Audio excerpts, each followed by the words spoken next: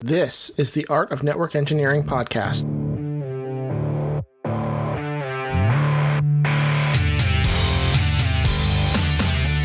this podcast, we'll explore tools, technologies, and talented people. We aim to bring you information to expand your skill sets and toolbox and share the stories of fellow network engineers.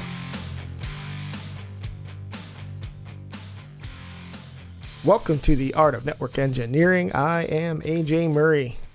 Tonight, we've got Andy. Andy, how you doing, man? Hey, AJ. I'm good, man. Feel good. Life is good. A lot of good stuff going on. Happy to be here. No hot water heaters breaking this week? No chaos lately. Things are nice. Knock on wood, right? Yeah. I'm good, man. How you doing? I'm doing well. Doing really well. Things are going well at work. Things are going well at home.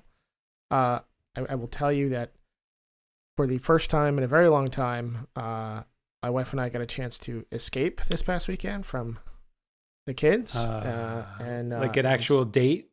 Yeah. Ooh. It was great. It was really great. It was nice to, not be around the kids for a weekend, just like be adults. You got rid of them for a weekend? Yeah. My mom watched Dude, them, that's not a date. That's like I know. Wow. That was a getaway. It's like virtual reality, but good like for real. you. Did you guys go away? You stayed somewhere, right? Yeah, we stayed local.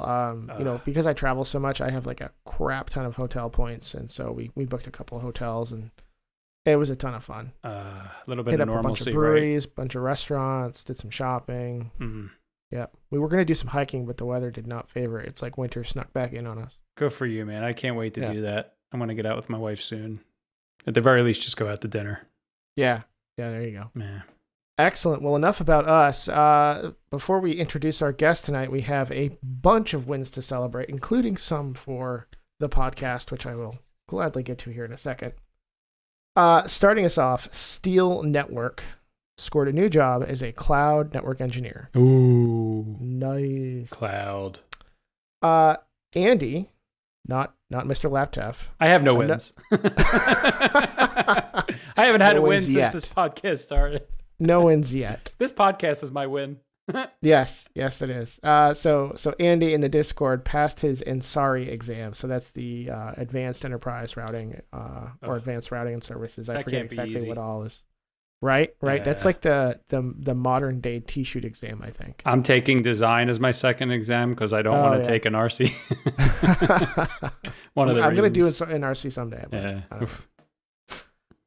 Chris, our favorite butcher turned network engineer, back on the board. He got accepted as a permanent U.S. resident. Yeah. So it's his first step in full citizenship. And he also got the Rookie of the Year award from the Cisco Learning Network community. Wow. Yeah. He's on fire.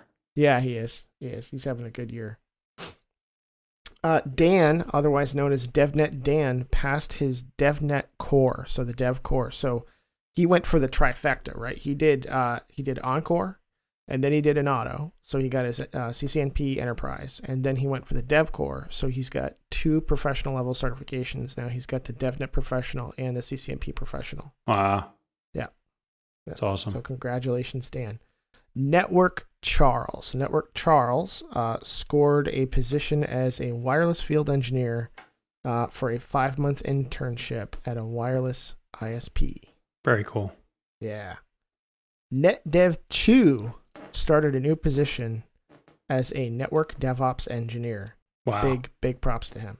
And last but not least, Ology, as they go by in the Discord, scored a new position as a network support engineer as a Palo Alto specialist. Ooh, security. Yeah.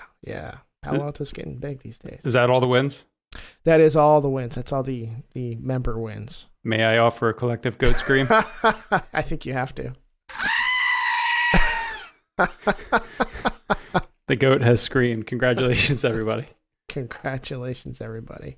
So I'm going to throw it out there. We hit 63,000 downloads. Maybe by the end of this podcast, we will have hit 64,000 downloads. So a big thank you to all of our listeners and fans out there for making that happen. We're less than 10 months in. It's humbling. Crazy. I will drop just a teaser. Ooh. we've scored our first sponsor. Crazy, huh? That is, yes. Yeah. Yeah. That's really, and it's exciting what they have in mind. Oh, absolutely. Yeah. I think it's super exciting that, they genuinely just want to help out the community. It's not just about like dollars or getting the name out there. In fact, they've outrightly said, like, we don't really care that you mention our name. They just want to help out the community. So they are going to sponsor an episode and do an episode with us.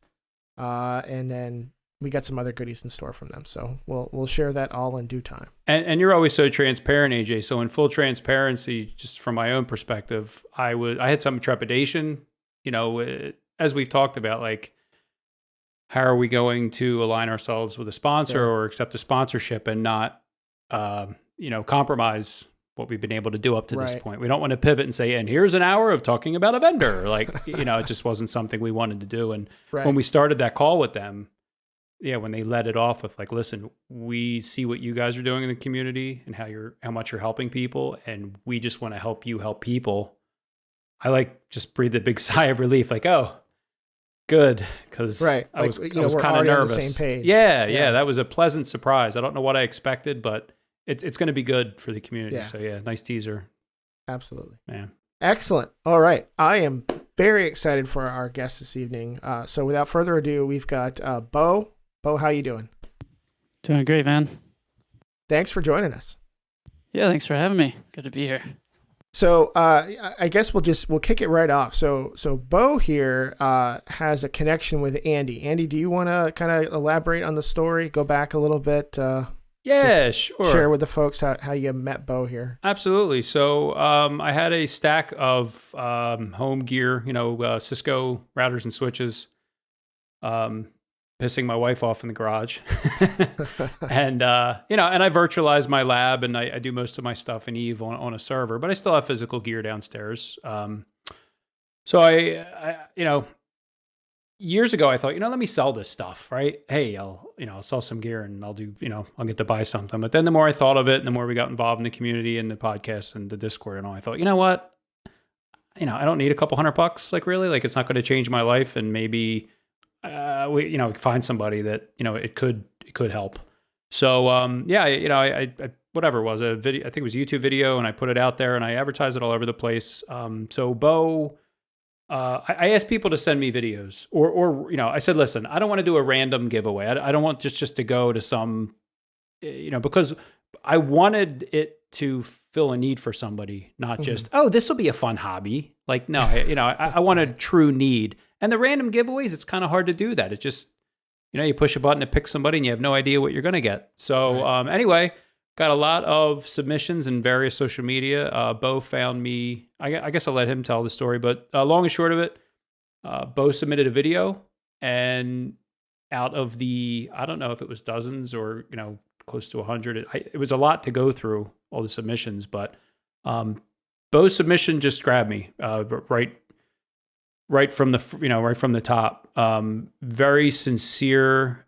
He started off with like, listen, if I were in your shoes, one of my concerns would be like, oh, somebody just going to grab this and, turn it around on eBay. Right. Like, right. And he started explaining his position to me and what had happened to him recently as a result of, what's been going on with COVID. And it just really, I thought, wow, like, this is exactly who I was hoping, would come out, with this giveaway. So, I can shut up from there and give it to Beau on the rest of the story, but it's kind of how we found each other.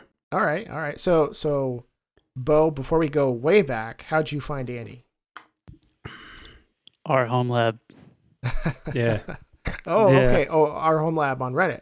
Yeah. Gotcha. Okay. All right. Yeah, I think I had just found that, very recently, and then saw Andy's post in there. I follow like maybe 4 Reddit pages or something, and saw Andy's post and went to the YouTube and everything. Yep. All right. Very cool. So, what were you doing on our home lab?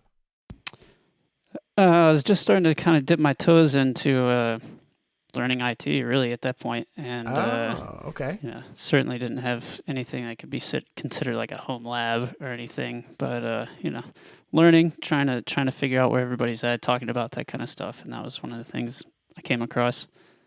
So Okay, maybe cool. So- maybe we should go back in time and then circle back to this because I hate to Yeah. spoil the. That's You know. true. That's true. I was just thinking maybe we should start out, where are you approximately located and what are you doing now? And, we'll get going with it. What did you do? Sure. So currently sitting in Atlanta. I've lived here for a few years now. For the past decade plus, I've made a career out of working in live entertainment as an audio engineer. I've had full-time jobs for companies, and the bulk of that, though, I worked as an independent, both for bands and for sound companies across the country. And that entire industry just got shut down overnight, pretty much. Yeah. A little over a year ago. And so when that happened, it wasn't like, oh, okay, my job's gone for at least another year or 2 years or something. It was like nobody knew what to expect. So just kind of hunkered down. And after a few months, it was like, okay, this is, certainly not what I'm used to and certainly Yeah. not sustainable. Right. So it's time to start learning something else. And I think the first thing I went to was like Python. Like, okay, I can just learn to code really quick and, have some job. How'd that go for you? Quick burnout. I'm glad I did it. Yeah. It's certainly, been good to know. But it was definitely painful. But So after like a month or two, it was pretty clear like this isn't going to be like a couple week or couple month thing. Like this is. I think it actually went longer than that. I think the first couple months was like, okay, this will be over soon. And then like couple months more, it's like, oh, okay, I'll just, get in shape, until this comes back, start doing home exercise and stuff. And then it was like, I think in like 6 months, it was like, oh man.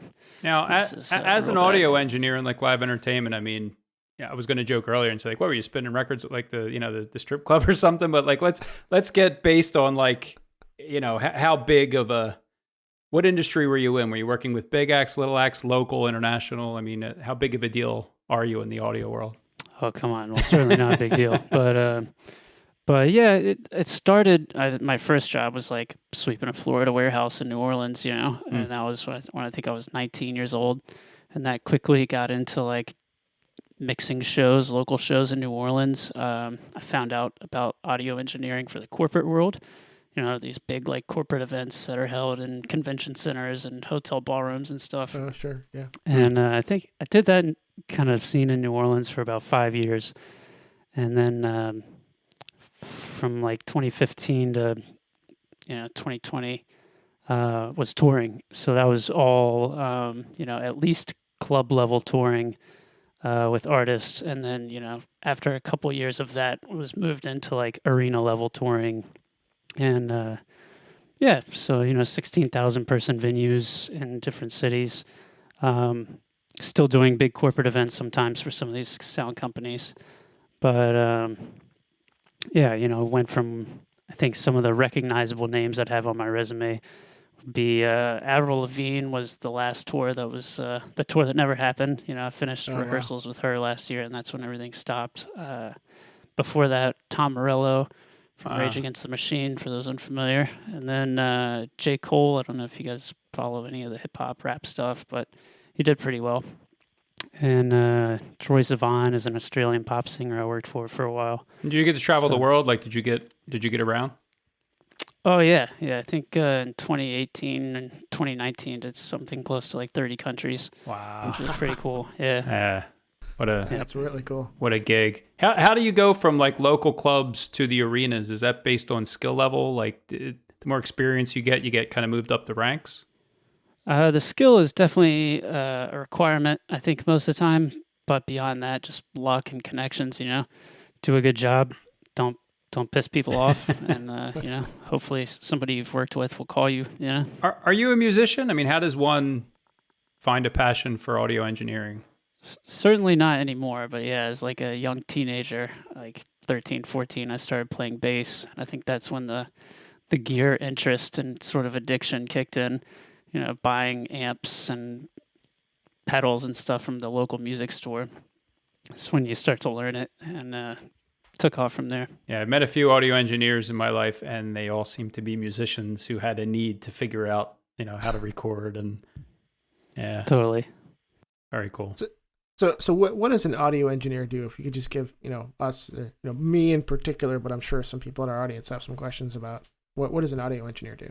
Sure. So there's as with most things, a lot of roles encompassed in that title. What I did mostly as an audio engineer, especially in the touring realm, was monitor engineering. Which so basically, if you go to any sizable concert, there's one engineer who will mix the show for the audience, which is everything that you'd hear wherever you're sitting out there. And then there's another engineer on stage who mixes all of the live inputs and tracks and everything for the artist on stage. And basically, if they have any request where they need to hear something louder or quieter, that's what you're there for. And obviously, we don't want to get super deep into like an art of audio engineering podcast, but when you when you say mix, so you're just talking about levels, like how loud the drums are as opposed to the guitar and the vocals and all that, right? Exactly. Okay. Yeah. Yep. Yeah. So that way, when like the main lead singer or whatever isn't like drowning out with just like drums or whatever, and they're getting a little bit of everything. Right. Yeah. Just to sort of sum that position up, it's basically like the band's happiness on stage is your responsibility. Ah. Yeah. That's kind of a big role. I mean, for the most part, like the audience just wants it like loud, right? Like just crank it up to 10. Yeah.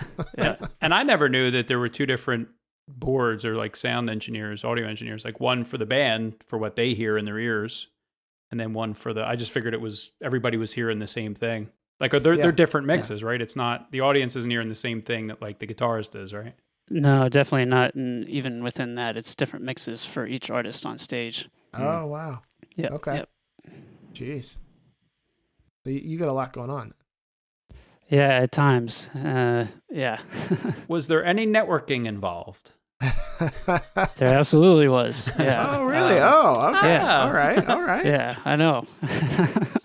So, on stage it was a little bit less, but and when I do the occasional like systems tech role, that's the person who's responsible for usually designing and deploying really the speakers into whatever venue you're in. That's more networking heavy, and it seems to be getting more and more so. At monitors, it's more just like all of your devices, like you have wireless transmitters that transmit to the wireless receivers that the artists use at their position. And sometimes you can have a lot of those and a lot of wireless microphones. And with all the different settings, the easiest way to sort of manage that is to have it all networked together and control it all from a laptop or something. And so that was sort of like, an introduction into networking at that point. It's like, I came here to do sound, but, now I'm plugging in Ethernet cables. And I don't really know, how this works, so I got to figure it out. So do all those wireless transmitters, so like back in the day, right? Like the guitarist had a cord that went in his guitar and the microphones had cords and like all that. So I guess the trend has gone toward wireless, right? The guitarist can dance around, doesn't have a wire, there's a transmitter. Sure. It's certainly gotten more popular. Is there a receiver on the other end or like a controller that takes in all those wireless signals? And then, that's the network part, I guess, right? Is it kind of concentrates all those different wireless devices? Well, actually, that would fall more under like just the wireless or radio frequency management. The networking part would actually be like that receiver that you're talking about. It could have a lot of different settings as far as EQ, volume, adjusting the frequency on it.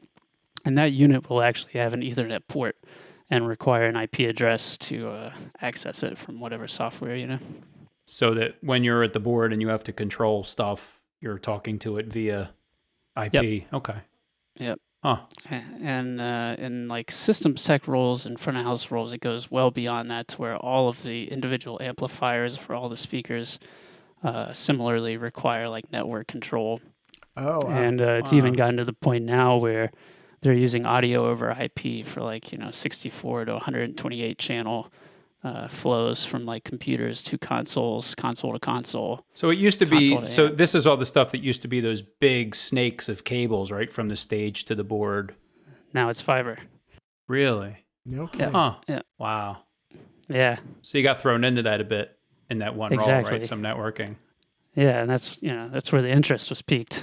Huh. I had no idea. I didn't realize all that stuff was IP based. Yep. It makes sense. It absolutely makes sense now. But so a role that I had about 10 years ago. I used to do help desk for a high school, and it was like dual, part help desk, but then I would also do the AV stuff for the entire school district. So we would like set up sound and lights for various shows, whether it's elementary school, high school, whatever. And so we dabbled in a little bit of like the AV stuff. But of course, it's a school district. Everything was SLR. Nothing was IP based, or whatever the connectors were for the lighting stuff. But I mean, it's kind of surprising to hear, but at the same time, not so surprising that everything's IP based these days. Right. Especially on a higher end show. Yeah, that's so cool. I didn't realize that. Who calls you to tell you like, hey, the world's shutting down and our industry has like disintegrated? Oh man. So when that moment came, I think that we had like a 2-week or 1-week rehearsal in LA for an international tour. This was with Avril, and it would have put us in Europe like in April, and then all over Asia for a couple months after that or something. And so rehearsals finished, and the world was still fine. The tour was still planned, and I think 2 days after getting home, I got the email like tour's canceled, and haven't gotten a call from that industry for work since. Wow. Just like that. And you were working in the industry for how long? 10, 15 years? Over 10 years, yeah. Okay, so a decade in the industry, and then one day that's it. It's gone. Yeah. That's crazy. Yeah. Did you see it coming at all? Like, I kind of feel like before all heck broke loose in all of our worlds, like there was kind of this like, I don't know, 3 or 4 weeks of like something going on. Did you see that thing in the news? Like, at least here, it seemed like something was coming, but we had no idea what we were in for. Like, did you have any indication that this could happen to your industry, or you just got that call and you're like, what the hell just happened? No, it was definitely, I think even as far back as January, I was on a job in Miami, and I was like checking the news, and it's like, this doesn't seem like it's gonna go well, Yeah. And then while we were in rehearsals, I think like Milan or some city, put the kibosh on live shows, and so one show from the tour got canceled while we were in rehearsals. And so it's sort of like, the harbinger or whatever. It's like, okay, this is, yeah. So was there like a period of like, WTF am I going to do? Like how, because I know there's been a lot of industries. I used to be in food service. Like in college, I waited tables for 5 years. Yes, I was in college for 5 years.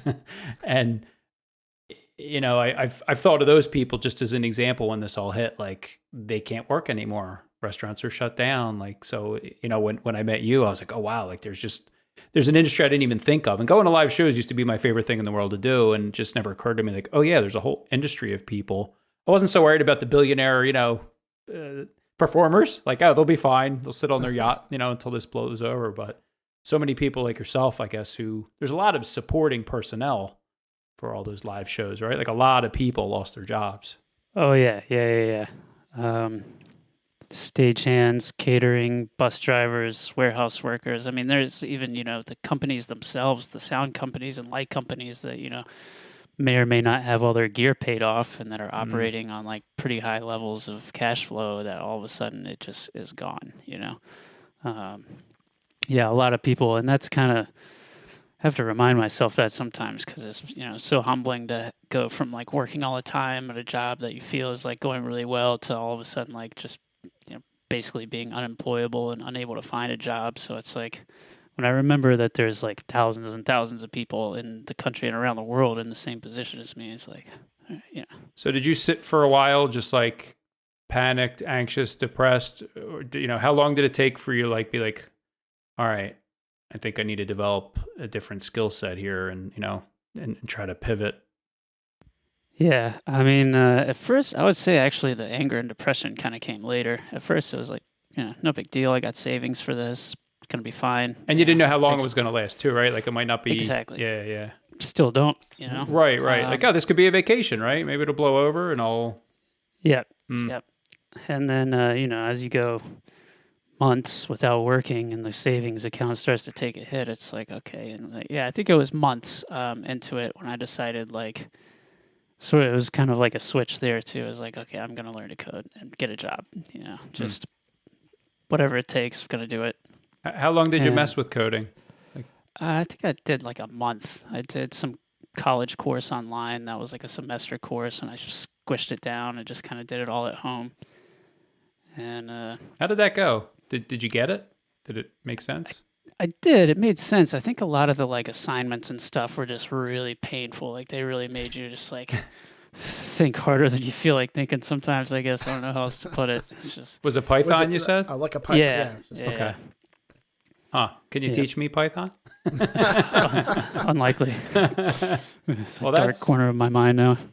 That's going to be a very useful skill for you someday, when you get a networking gig. Yeah. So when did you decide on networking? I mean, did it have anything to do with like did you like networking when you had those jobs in audio? Absolutely. And as a matter of fact, while I was still working those jobs is when I first found found out about Udemy and found the first like Comptia course or something about networking. I watched a couple videos on like long flights, but didn't really prioritize it, and didn't really have a lot of time for it, honestly. But after the month of Python was when I started trying to apply for jobs online. You find all the like job boards and all that stuff, and that's when I realized that like certifications were a thing. It's funny listening to you guys' podcast and hearing all these guys with just like these long lists of certifications. And like last year, I just found out they existed, But so yeah, it was at that point. So you were applying for jobs. jobs, and did you see that they had certifications you didn't have? Is that kind of when it came top of mind? Uh-huh. Like, oh, what are these letters? What do they mean? Exactly. Yeah, right. Exactly. Amongst all the different skill sets that were required, that it was like, I have no idea what this means. But, Yeah. So yeah, applying for jobs, just hitting the job market super hard and like not getting responses, and it's like, okay, well, it'll take some time and get So were you like trying to apply to like software developer jobs? Were you trying to do networking jobs back then, or? I think I didn't realize help desk was a thing at the time. So I think I yeah. was just applying to anything that had like IT in the title. Yeah. I knew to stay away from the ones that had the salary of like 100K plus. I don't want to waste anybody's time here, but yeah. And so yeah, it's kind of been like that since then. I guess that was maybe in August or so that I started really kind of getting into all this. And it was like I got the Comptia A+ certification, and then started applying again. Still no job, so it's like, okay, maybe one more cert, and then I'll hear back. And So when you realized certifications were a thing, how did you land on like which one to go first? well, that is something Andy and I talked about when we first met, actually. So I think the CCNA was like the common one that I saw all over the place. But being so new and so illiterate to everything IT and like that whole job world, I went to the CCNA website, and it was just like I couldn't make sense of the whole structure or the requirements, and it also looked expensive. There's a lot of the different stuff that they wanted you to buy or anything else. I mean, a lot of that training's expensive. Like when you go on Cisco's site and look, like, hey, here's a $3,000 video training series you can use. Like, yeah. Whoa. So I was pretty off put by that, but I had remembered the CompTIA stuff from when I had downloaded like a Udemy course a couple years ago, and I looked at that, and they make it all pretty simple. Start here at A+ and follow the tree. Yeah, and that's So that was common, right? You kind of hear that, like you start with hardware, right? Is that A+, like hardware, Yeah. and then networking, Yep. and it's Yeah. it's kind of a good. I was talking to Beau earlier and said, like, I almost wish I had done what you did, that path, instead of just jumping, feet first into CCNA, not really with any networking background at all, and just failing the hell out of that test. I think some A+ and Net Plus would have done me well, to at least build a foundation. Because It's a good foundation. yeah, because everybody has a different starting point. Like the person who's 10 years as a network engineer going for the CCNA is going to be in a lot better position than, the cable guy climbing the ladder or the audio engineer who needs to pivot. Like, what is all this? I haven't looked at an A+ syllabus in a long time, but back when I did look at it when I was in college, it was like hardware, and I think they went over stuff like this is a trouble ticket, and here's some troubleshooting skills, and you know, here's some customer service skills even. It's good, like help desk cert, I guess, right? Yeah. Like, yeah. So you saw the job postings, people kept blowing you off. You started to get certs. You got your A+ first. Interviewed some more, still nothing. Yep. And you said, okay, let me work my way up the stack here and look at Net Plus. Yep. Okay. Yep. How is that? How is Net Plus? Is it tough? Is it a lot of material? I think the easiest way to sum it up is just tell you how long it took me, which was like 3 weeks. Okay. Which really gave me a false impression on what this whole certification game was all about. You're so like, CCNA time. I'll knock it out in a month or two. Yeah, not so much. You haven't knocked the CCNA out yet, have you? No, man, working on it. But now, so to put some perspective on that was 3 weeks of you studying like 40 hours a week, 20 hours a week, 30 hours a week. No, it might have been a couple more weeks than that, but it was definitely less than 2 months. But it was maybe 3 hours a day or something. Oh, wow. Okay. A couple days off here and there, you know. Yeah. Any labbing? Did you have at that point anything to practice on? Did they come with like simulators? So at that point, I wasn't doing any simulators. The whole like network virtualization thing, I didn't have a clue about, but I had bought like a couple the little Raspberry Pi things just to have another computer to like try to make a connection with and learn like basic file share stuff, you know. And that was about the extent of it, really. That's really smart. I don't have a Raspberry Pi, but I've heard like people are doing so many things with them, and they're fun. And they're so affordable, right? Like, it's what are they, like 20, 30 bucks? I don't even know. They're super inexpensive, right? I mean, you can get them that are like 60, 70 bucks, but like that for even for a tiny computer, that's pretty power packed, right? Yeah. You can do quite a bit with it. That's amazing. So you got a couple of those. You try to get them to talk to each other. You learn some stuff, file shares, right? Yeah, and those have been really helpful with learning Linux too, which I didn't know anything about. But oh my God, you know Linux too? Now you got to teach me that. Oh, come on, get a Pi, man. Those are baby steps. So you got the A+, you got the N+. At what point did you meet Andy and get the home lab? Right. So I think I was probably halfway through or maybe just finishing up the Net Plus studying. And it was like getting close to Christmas break or something. And, time to go see family or whatever. But that was when I saw Andy's post. And I just reached out to him. I think that day I just recorded a quick video, showed him my little setup with the computers, and told him what was going on with me, how I'd lost my job and was working on, pursuing networking jobs. And I think he got back to me a couple weeks after that. And at that point, I don't even think I realized what it was that he was offering. I think it was just like, here's somebody who knows some stuff and like he's got some stuff that's going to help me learn, So I was like, yeah, sure, sign me up. And so he called me one day. We got on a Google Meet or something, and he was like, "Hey, man, I'm going to give this to you." I was like, "All right, what is this?" He's like, "I've got these routers and switches." I was like, "All right, great." And they showed up, and sure enough, routers and switches that I think at the time when I received that stuff, like I had no clue what a router did other than like even having studied the Net Plus, I had a very basic idea of it. And the switches, layer 3 switch, I had no idea what that was, so I didn't realize it was what he had sent me. But since then, they get a lot of use. They're plugged in. I've got everything on a power strip. And I'd say I'm probably like 50-50 between the hardware and packet tracer and stuff when I'm studying during the day. Nice. Yeah. Nice. Yeah. Correct me if I'm wrong, AJ. My memory's awful. You helped me, correct? I needed some switches, and you donated some switches. You I wanted to give you had credit where it's due. Yeah, you thought you had 3 switches, and you only had 1 or whatever, and I checked in a couple. Yeah, AJ kicked in a couple switches, which I was really appreciative of. I was just going to grab some off eBay and ship them out, and AJ was like, "Dude, I got you." Yeah. Nice. Thanks, buddy. I got gear. Nice. Yeah, thank you guys both very much. Oh man, a moment to say that. Absolutely, man. This is what we're here for. So you were studying for Net Plus, and I mean, why did you go? Did you know that Cisco was a thing and like the CC?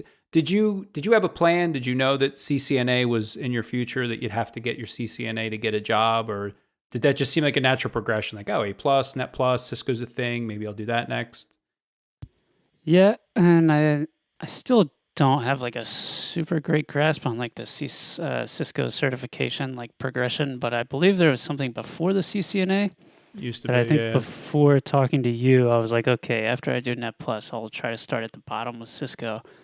But then talking to you, and you actually, for anybody that doesn't know, Andy actually also hooked me up with the official cert guide, which has been majorly helpful for a lot of reasons.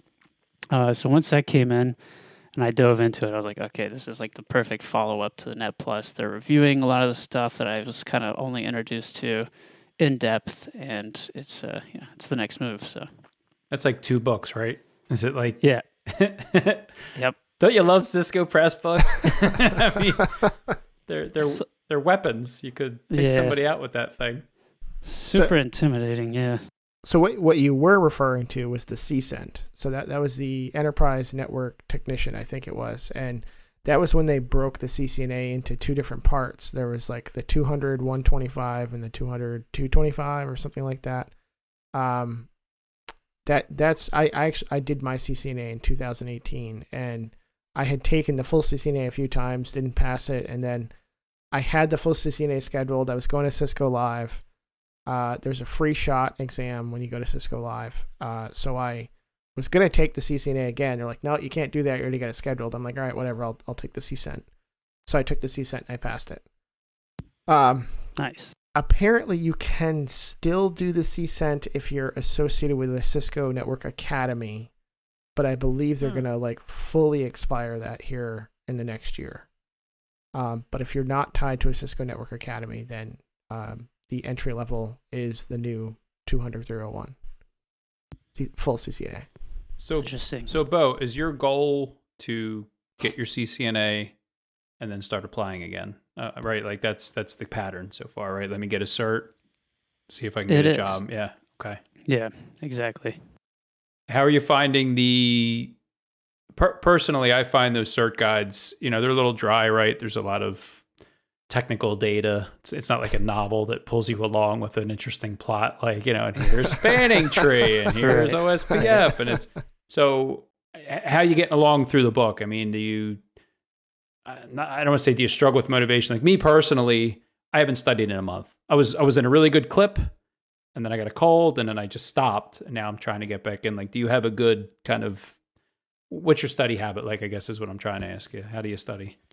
Well, it could be better. But at the same time, I'm trying not to rush this one. I definitely crammed those first 2 certifications, and it was like, when you're doing that, like, I'm probably not going to retain a ton of this, right? Like I'm memorizing answers to questions to take a test. Yeah. Which I'm trying not to do on this one because I can tell that the material is really high quality. It's building block knowledge, which I believe to be important in any field, like the foundations of whatever it is you're doing. But as far as my experience with the books go, yeah, they were super intimidating at first. Just big technical books. But it's actually been pretty relieving to go through it. And it's like, oh, okay, the first like 45 pages are just explaining the book. And every chapter has like 3 or 4 pages that are questions or review or something.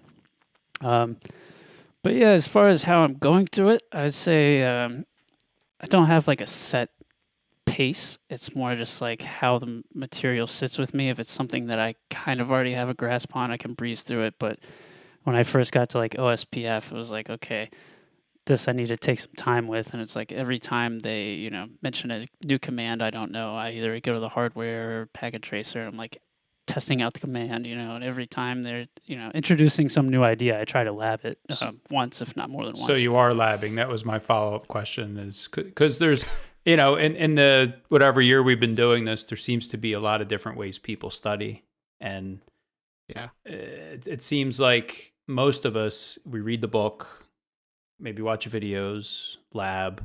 Some of the biggest nuggets I think we got from Peter Brown, from Make It Stick. Like you had said, you were just trying to memorize stuff to take the test, and for me, I've done that too in the past, and then it doesn't stick in long term. And the problem is, I have this job, and then I'm working with OSPF, and I'm like, I don't remember stuff. So like, do you do anything with like flashcards or I've tried to like pick up some tricks on how I can get this in the long term, because forgetting, like what are you looking at? Like 900 pages between those two books, right? Like whatever it is, it's big, right? It's more than that. I think it's closer to probably like 1,400 or something. right. Yeah. So how, like, the challenge for me has always been studying this stuff is how do you remember, pages 50 to 100 when you're at page 1,300 at the end? So that is the challenge. Yeah. So I'm just floating that out there for you as a little, like, I've heard from a lot of people that using flashcards is free, like, what's it called, AJ? I forget the Anki, Anki, whatever. Yeah.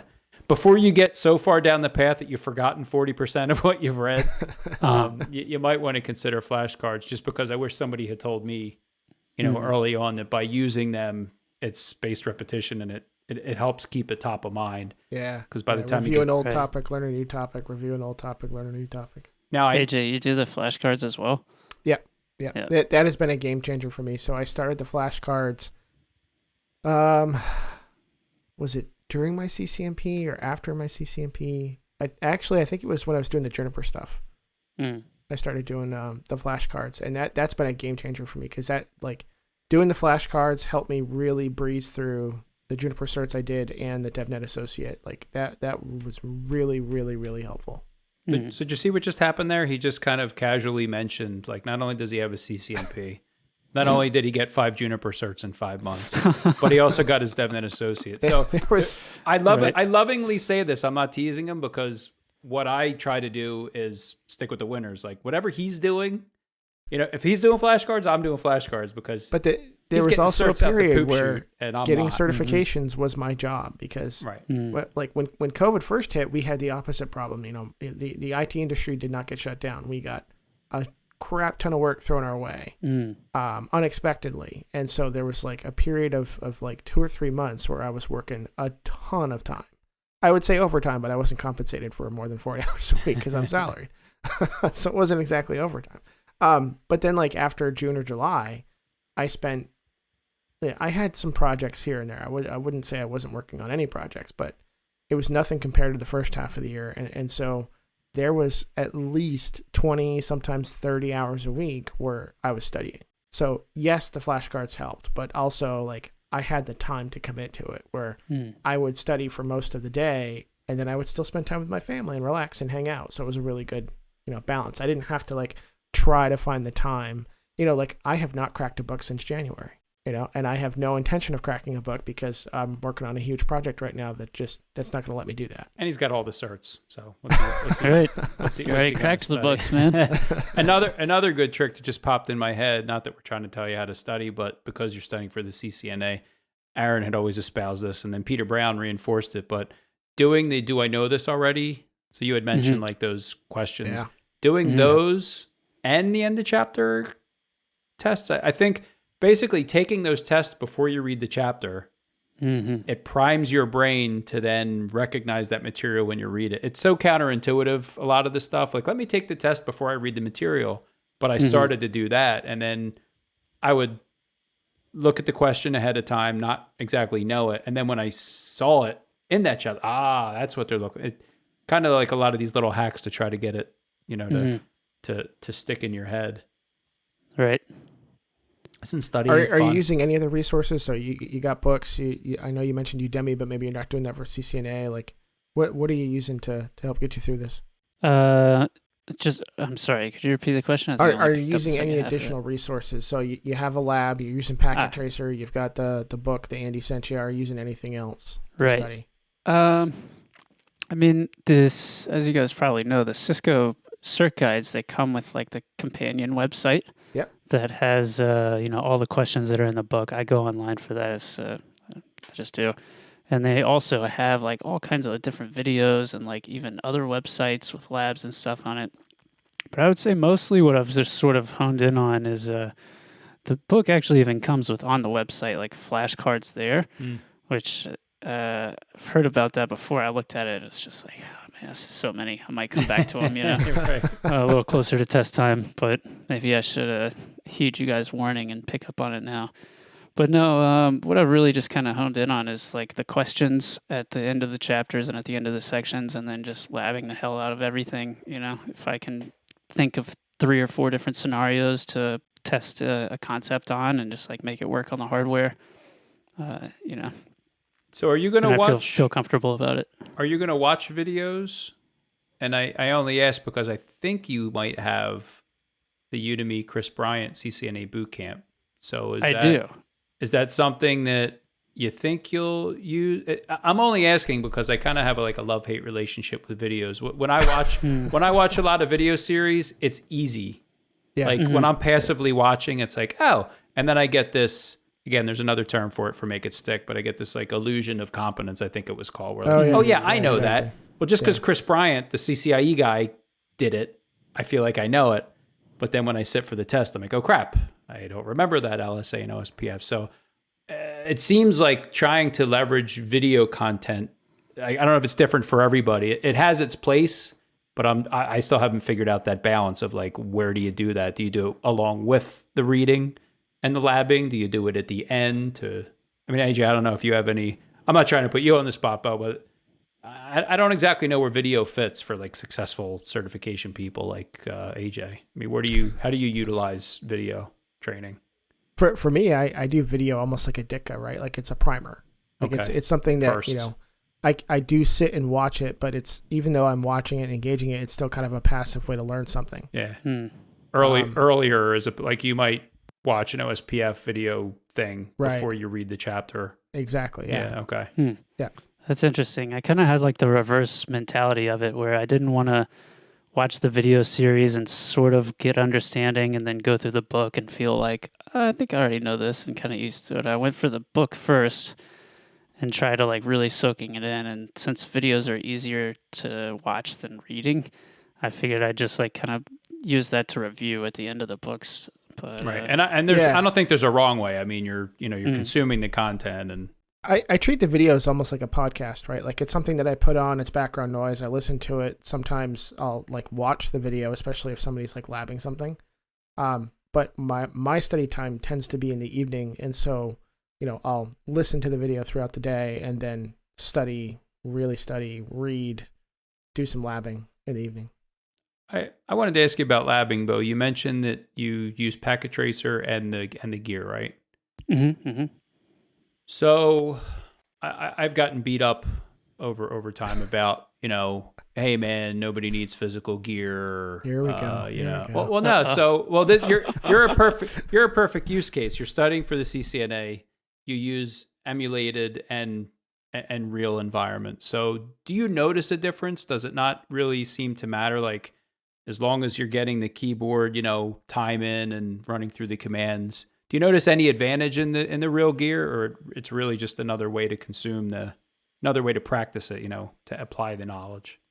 Yeah. I mean, I started out like, I guess you call it labbing here, but when I was learning sound, I could read about some new piece of gear in a magazine and like know what it does, but I would go into a warehouse that had that piece of gear and plug it in, and turn it on, make sound pass through it.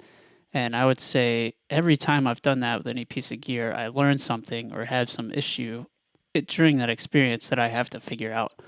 And I don't feel comfortable with that piece of gear, like being hired on a show to go use that unless I've put hands on it and like, you know what I mean? Yeah. Otherwise, I'm going to be figuring stuff out on site. But here with the networking stuff, you guys have the virtualization. So for me, it kind of goes back to that. Like I need to feel confident with the hardware, I think is a big inspiration. But also with this specific test that I'm studying for right now, I feel like the gear forces me to use the command line, where Packet Tracer, you have the option of just like clicking on it and just like assigning an IP and the little fill in gap and like all the things you need to do to get it kind of going.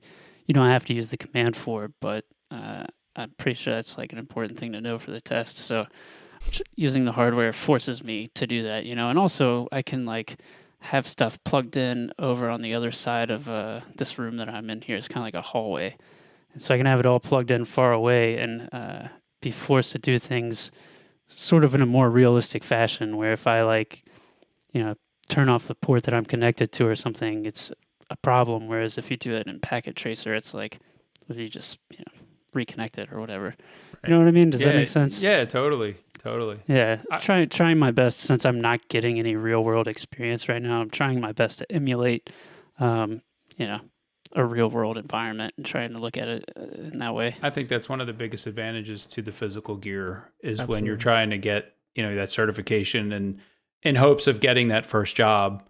If you were interviewing with me and saying, man, I did all this stuff in Packet Tracer, and then the next guy came in just like you, has the same cert, and said, man, I built a home lab and I have enterprise, Cisco routers and switches at home, and this is what I can do in them. To me, it's just another, you have worked on that gear. You're going to come in here and work on similar gear. Maybe it's a couple years newer, but it's doing the same stuff. Right. I think that goes a long way.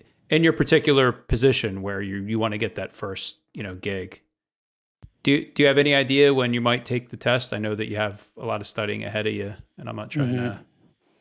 I mean, I definitely hope to have it done by the end of this year. Okay. But also, like, I'm at the point now where when I got to OSPF, I never heard about it before. It's like, okay, it's a new thing.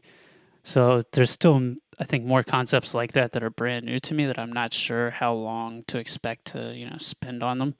I want to spend enough time to get it right, So I'm not giving myself a hard deadline anytime soon. But I think the end of the year is probably realistic. I feel like there's a lot going on in OSPF, right, AJ? I mean, you saw the LSA types and GRP is a lot easier to me. You get the OSPF, like, oh man, what is all this? They have their use cases for sure, but that's good. What was I going to ask you? I had the thought on the tip of my tongue. While AJ's thinking of it, have you hit subnetting yet? Oh yeah. Yeah. And do you love it? I think that was maybe one thing that Net Plus kind of helped introduce me to. They had some good nice visual introductions to that kind of stuff, and so it wasn't just a full on assault of. But I almost ran away over subnetting, so I'm glad that it's going well for you. Yeah, no, it's not all bad so far. Yeah. What's been your favorite topic so far? Is there a topic that you're just like, ooh, this is fun? So fun. No, I would say spanning tree has been cool to learn for me personally, because having had to work with IP-based networks in high pressure situations and not really understanding them well, I've often had thoughts of how could this redundancy work, or these different setups, how would you accomplish this? And now actually reading things like spanning tree and ether channel and stuff like that, it's like, oh, okay, this is really cool. Nice. Yeah. Can't believe you like spanning tree. I mean, I like it as much as we can like this stuff. Right. Yeah. Deal with it in a production environment, and you'll learn. Oh yeah. And what's amazing about it is it just works out of the box, right? You don't really have to do anything too fancy. If it's enabled, it keeps you from destroying your layer 2 domain. I mean, that's kind of sweet. I think that's the part of the problem, though, is it just works out of the box. And so a lot of engineers won't give it the attention it deserves, because if you don't design it properly or think about it, it can end up biting you in the ass pretty hard. Right. But you're right. Yeah, it'll work out of the box. It can totally stop you from completely foobarring your network.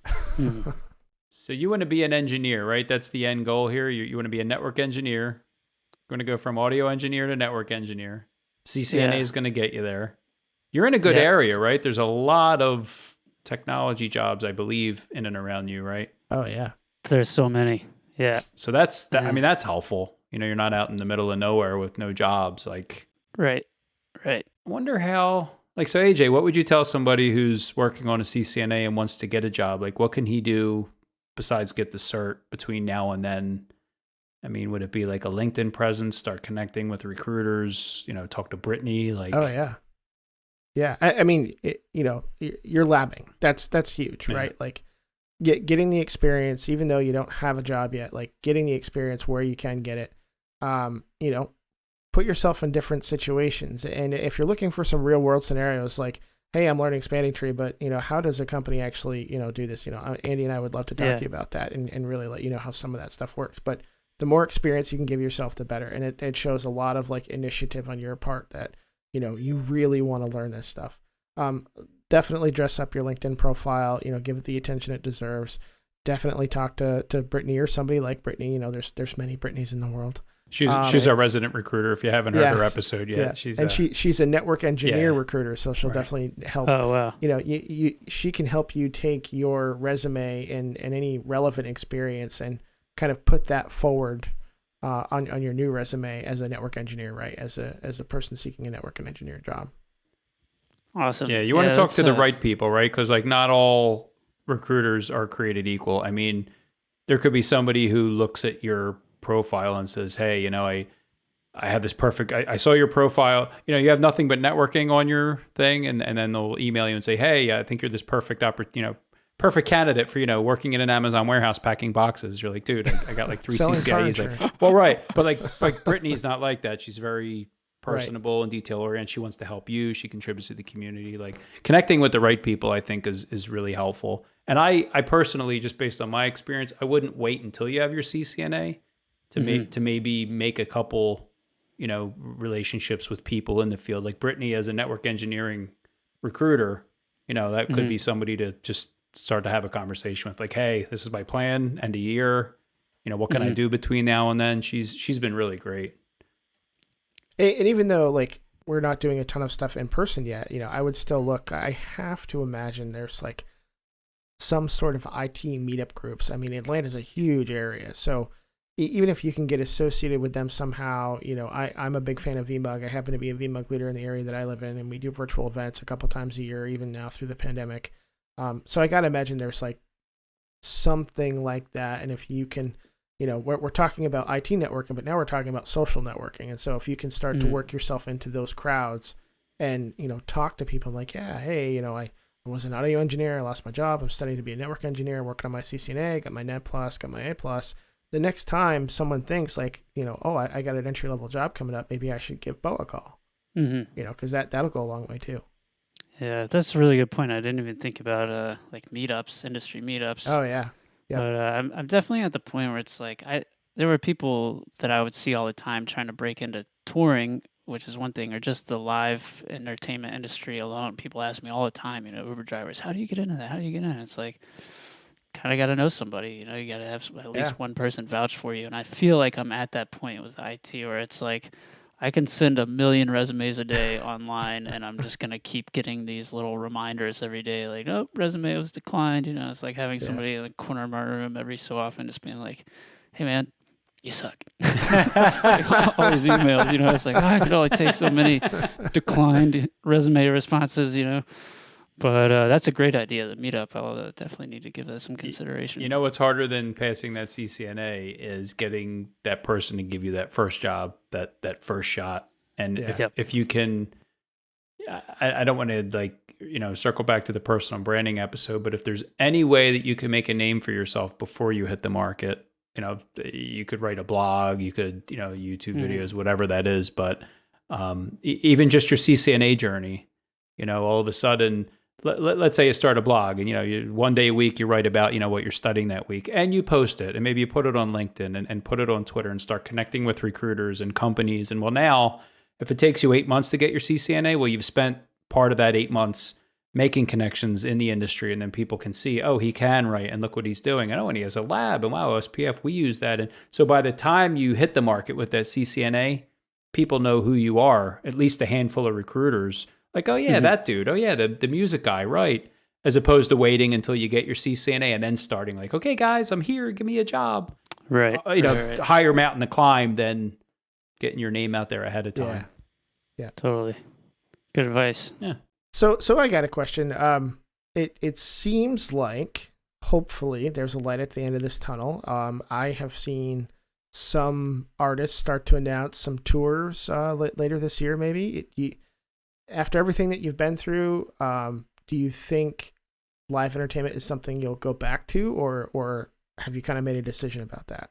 And you won't hurt our feelings. You won't hurt our feelings if you're like, I'm bailing on IT as second I can. No. You know? That's a good question that I don't have a simple answer to. I would say if I got a call today for work, financially, I wouldn't really have an option. Gotta work. Yeah. Sure. Gotta work. Sure. And you loved what you did, right? So like, I did. Yeah. But there's something to be at said the same for that. time, at the same time, it's easy to look at that job and like form an idea about it, and it's easy to like tell people, "Oh, it's a great job." But I got to tell you, man, there's times at like 3 a.m. when you're in the arena and you've been up for like nearly 24 hours. You're coiling cable covered in like nacho cheese and just crud, spilt beer. That you're like, man, an office gig, Yeah. could work out, especially looking down the road. I'm 30 years old now. It's like I could do this for a little bit longer and enjoy it, but at some point, man, you want to be home. You don't want to, be pulling those long hours doing hard physical work and stuff. And so, to answer your question, AJ, I don't really have the option to pigeonhole myself right now. Sure. I think the midterm is a little more hazy. Yeah. Long term, I need to get a gig in IT and have something settled. And because of that long term sort of need and desire, I think the midterm is going to require that I focus more and more in getting experience in IT. It's not like I can just tour until I'm 40 and then switch over. It's going to require some of that legwork in the beginning. So right. That's kind of where I'm at with that. Yeah, that's understandable. I mean, finances obviously play a big part in any decision. So, if you got a call today, answer the call, go work some shows, get some money. But it sounds like you would take that money and put it back into your studies and, pay for the exam and get that certification and keep going that direction. Totally. Yeah. Yep. Are there like networking internships out there? Like, could he do like a day or two a week while he's studying, like working at a place that lets him do stuff? Like, is that even a thing or not? I mean, we hired an intern, but I think when most companies think about interns, they turn first to college graduates. I don't think they think about people that aren't affiliated with a college. Right. They want like a graduate in there. Yeah. Yeah. Hey, you just spent $100,000 on a degree. Come work for free. Brutal. Gotta Right? love Joke's on America. you. Yeah, exactly. Brutal. I had a question for you guys too. And thinking about the question that you just asked me, AJ, I was independent, so I could decline jobs or take jobs as I saw fit. Where does that sort of fit in the IT world? Is there a lot of like contracted jobs, or is it pretty much like you sign up with a company and? My first job was contract. There's tons of 1099 stuff out there for sure. Man. Yeah. Yeah. Definitely talk to, a recruiter because, and especially Brittany, she says there's a ton of contract work out there. Some of them might require clearances or specific, experience or certifications, but there's definitely stuff out there. The company that I work for, we're an integrator, a value-added reseller, a partner, tons of different names for it. But basically, you need gear or you want a solution, you can come to us and we'll help build a custom solution and sell you the appropriate gear that we then go and implement. And I'm the guy that goes and implements. Well, we have, definitely like I'm a staff engineer. I get paid for by the company, but we have a very good handful of engineers that are 1099. Mm-hmm. And it's either because that's how they prefer to work as 1099, or maybe they're transferring from another company, so they're 1099 for like 5, 6, 8 months, whatever the case is, and then they become a full-time employee. Mm-hmm. It's like a temp gig to a full-time gig. So there's definitely options out there for either permanent contract, short-term contract, or contract to hire options. Mm-hmm. I feel like that's the way the industry hires too. It's contract to perm, right? Yeah. Like they want to try you out and see how it is. And then from your side of the table, Beau, you might want to work at a place, for a little bit before you make a big commitment on like, okay, let's, it's not a nice way to kind of try each other out, right? Like a little, a little dating period. How is this place? And how is this person? I would say if you're at a point in your life where you're open to contract work, I think you're going to have a lot more doors open to you than somebody who's not, Oh, wow. I'm really, really reassuring and good to hear. Yeah. Yeah. I mean, I've come across a lot of opportunities, but it's like, oh, it's a contract. And, for me, I have a house, a family, lots of bills. So like there's a lot of like uneasiness in a contract that's not like guaranteed kind of employment. But the upside is that the rate is often higher than. Sure. So, it might be quote unquote temporary work, but it generally pays, decent, right? I mean, that was my experience at least. Do you feel like contract work on your resume like has any different sort of weight as a full-time job? Is it It's looked at it's differently? experience, Yeah. in my Yeah. opinion. Yeah. You're getting experience on production networks. That's what you got to do Right. because once you get that, in my opinion, you're set.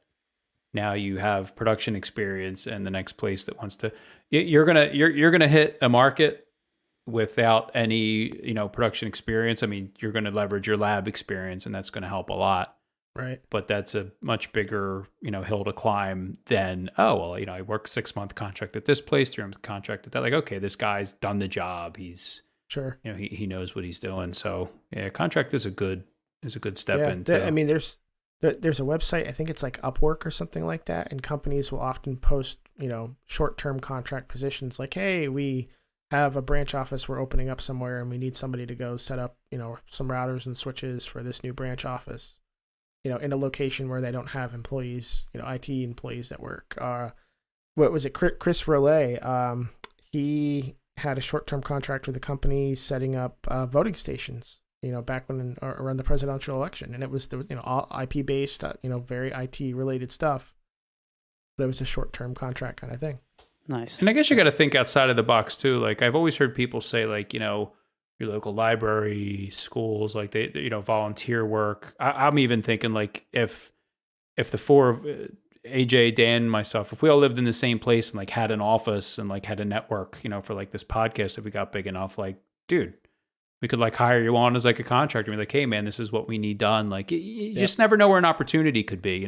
Sure. I'd love to hire you and get you some real world experience if we had that infrastructure in place, in an office. We don't, but there's places out there that, may need your skill set that you may not think of. It might not be Facebook and Google or, Red River right off the get-go, but different ways to get experience, I guess.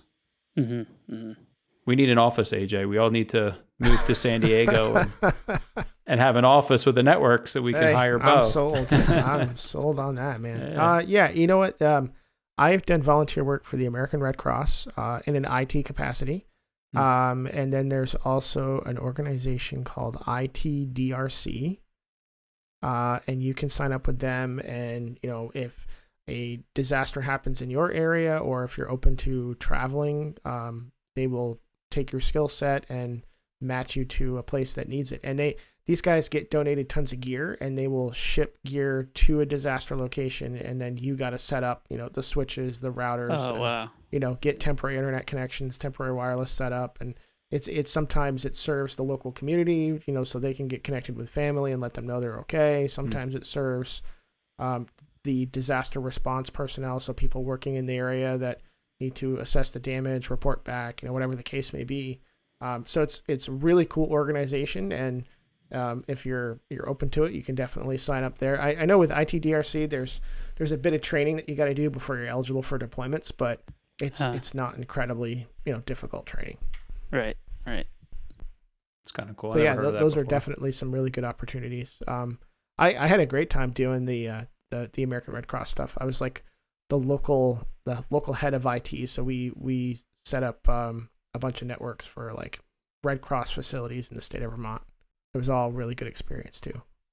Was that early on, or were you like started up and had prod experience already?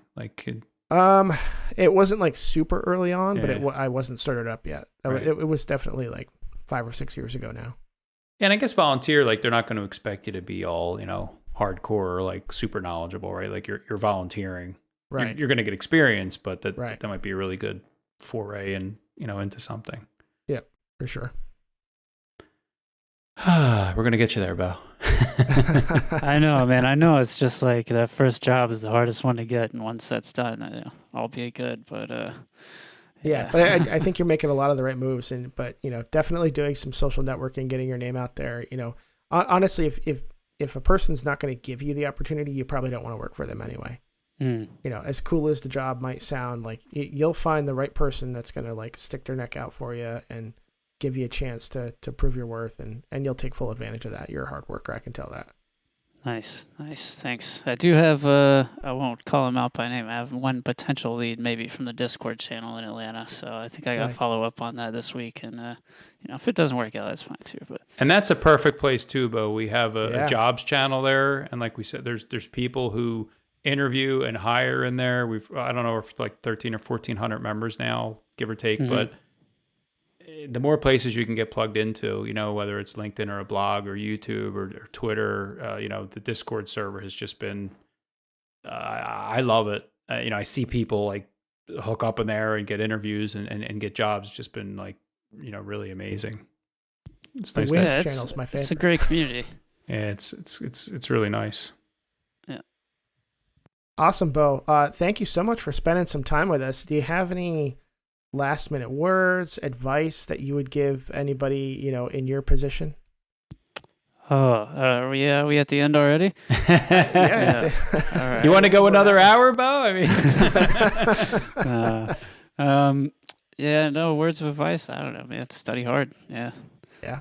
Hang out with AJ and the other guy.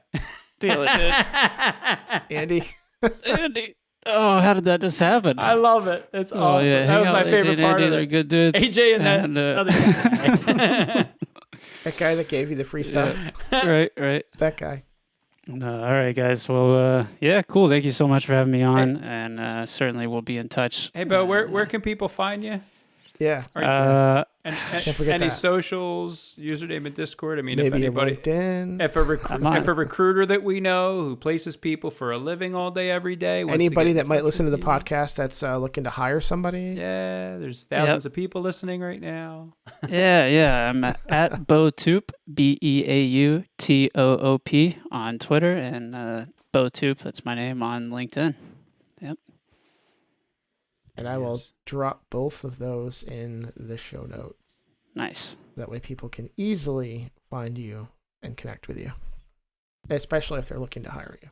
Yeah. Right on. Thanks for coming on, Beau. It's been enjoyable for my seat, watching your journey and what you've been through. And, adversity builds character. We've all been through stuff. And, the only way out is through, right? You're in there, you're in the mud, you're working hard, you're going to get the cert, you're labbing, and, you're going to get rewarded for it. You're doing what you got to do. Everybody who does what you do, you hang in there, you get there, you get a break, and then, you get in there and you'll be a network engineer someday. I still can't believe I'm a network engineer sometimes. So, that's awesome, man. You're going to get there. It's been fun following you. Thanks for coming on. Keep us, when you get your CCNA and you get your job, I want an update. I want to hear what's going on. Oh, yeah. Absolutely. You'll be the first to know. We'll do BeauToop Part 2.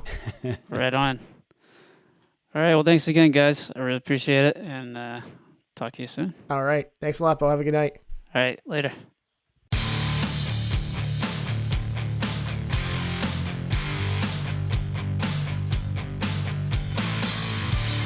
Hey, everyone. This is AJ. If you like what you heard today, then make sure you subscribe to our podcast on your favorite podcatcher. Smash that bell icon to get notified of all of our future episodes. Also, follow us on Twitter and Instagram. We are at Art of NetEng. That's Art of NETENG.